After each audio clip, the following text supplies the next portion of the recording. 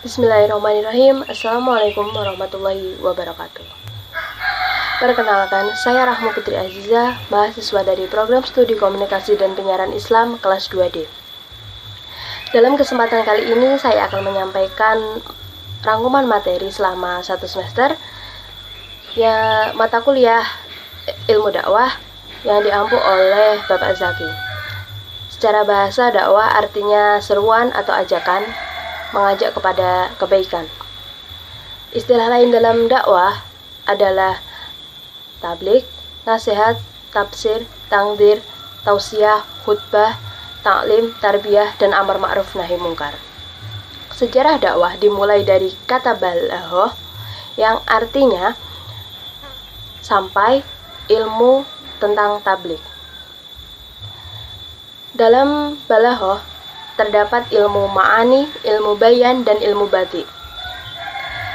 Bapak ilmu dakwah adalah Syekh Ali Mahfud. Salah satu sifat dasar dakwah adalah untuk orang Islam dan non-Islam.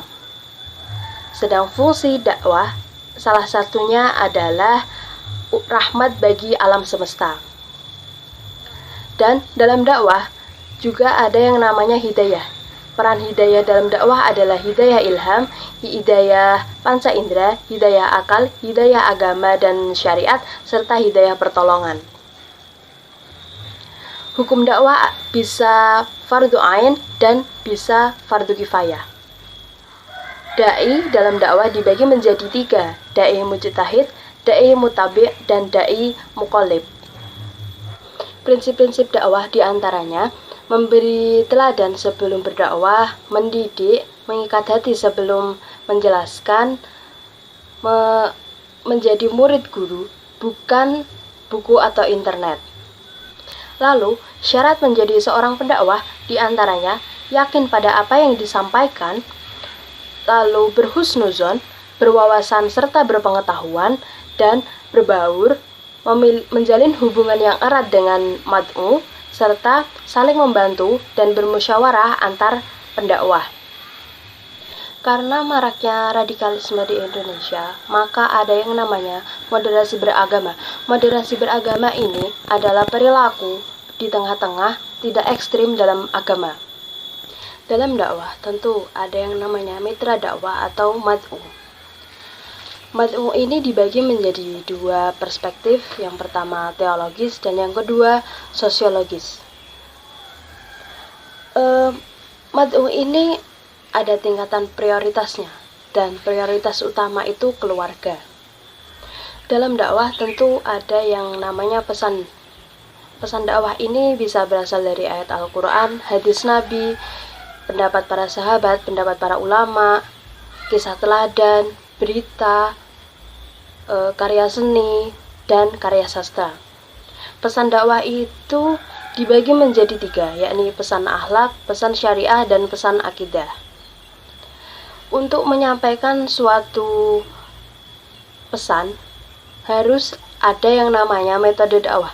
Metode dakwah ini merujuk pada Quran Surat An-Nahl ayat 125. Yang pertama ada hikmah. Hikmah artinya mencegah kezaliman dan bijaksana.